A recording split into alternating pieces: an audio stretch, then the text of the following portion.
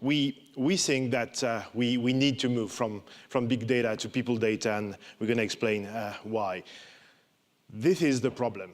We've got that communications totally broken between brand and consumers. And when we study it at Havas, it's called Meaningful Brands. It's 5 years, quite a robust, solid study. And when the question is, if that brand disappeared tomorrow, do you care or not?